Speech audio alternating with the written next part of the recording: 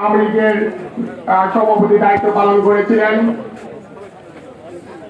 তার সহকর্মীরা এবং দূর দূরান্ত থেকে আগত ইতিমধ্যে আজকের এই মাইয়াদের জানাজায় উপস্থিত আছেন দামোদর উপজেলা আওয়ামী লীগের সংগ্রামী সভাপতি হুমায়ুন কবির বাপ্তুশিয়াল, উপস্থিত আছেন সাধারণ সম্পাদক আব্দুর রহমান বাবু সিকদার, উপস্থিত আছেন উপজেলা পরিষদের ভাইস চেয়ারম্যান জনাব আলম হোসেন মাঝি, উপস্থিত আছেন আমাদের শ্রদ্ধাভাজন শিক্ষক মাস্টার কামাল উদ্দিন আহমেদ,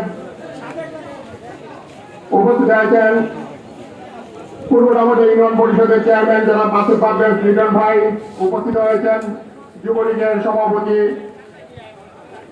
ফেরদৌস ভাই, এখানে উপস্থিত আছেন দূর দূরান্ত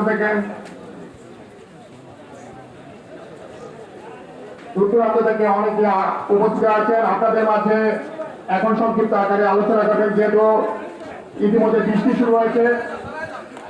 উপস্থিত আছেন মনুষ্য ইউনিয়ন পরিষদের চেয়ারম্যান জনাব আনিসুর রহমান বাচ্চু ভাই। এখন আপনাদের সামনে সংক্ষিপ্ত আলোচনা করবে সৈয়দ আবুল হাফিজ জিলু ভাই।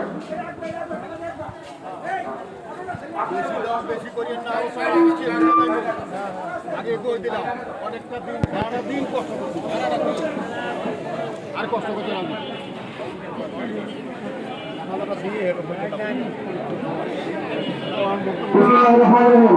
আসসালামু আলাইকুম। উপস্থিত আজকের আব্দুল মতিন সরকার সাহেবের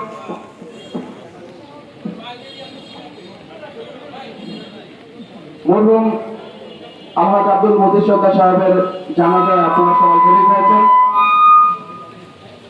যেহেতু বৈরী আবহাওয়া, বৃষ্টি এখন চলতেছে, আমাদের অনেক মসজিদ থেকে লোকজন আসার কথা ছিল, আসার কথা আছে। আমরা আবহাওয়ার কথা বিবেচনা করে আমরা এখনই জানাজা শুরু করব।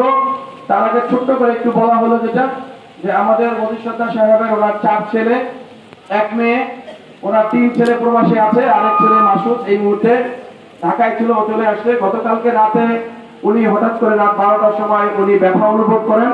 বাড়িতে উনি একাই ছিলেন, ওনার স্ত্রী অসুস্থতার কারণে চিকিৎসার জন্য ছিলেন। পরবর্তীতে উনি বাড়ির পাশে একটা ছেলেকে ফোন দেন। ওই ছেলেটা যখন আসে সেই মুহূর্তে উনি ঘরের গেট এবং কেচি গেট সবকিছু খুলে দিয়ে নিজে তখন অবস্থান করেন তার শয়নকক্ষে বিছানায়।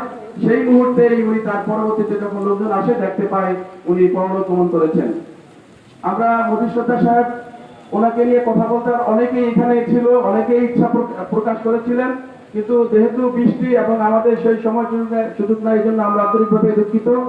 আমি খুব সংক্ষিপ্তভাবে আপনাদেরকে বলছি যে ওনার কাছে যদি কারো কোনো লেনদেন থাকে, চলাফেরার সময় যদি ভুল বুঝাবুঝি থাকে, যেহেতু উনি রাজনৈতিক জীবনে ছিলেন, উনি মেম্বার ছিলেন, সিদ্ধা হাই স্কুলের ম্যানেজিং কমিটির সদস্য ছিলেন, উনি রাজনৈতিকভাবে বর্তমানে সিদ্ধা ইউনিয়ন আওয়ামী লীগের সভাপতি দায়িত্ব পালন করছিলেন, এছাড়া সামাজিক কর্মকাণ্ডের মধ্যে জড়িত ছিলেন। ওনার কর্মকাণ্ডে, ওনার কাজকর্মে, কথাবার্তায় যদি কেউ আপনারা কষ্ট পেয়ে থাকেন, সবাই ওনাকে আল্লাহর হস্তে ক্ষমা করে দিবেন। মৃত্যুর পরে কিন্তু একটা মানুষের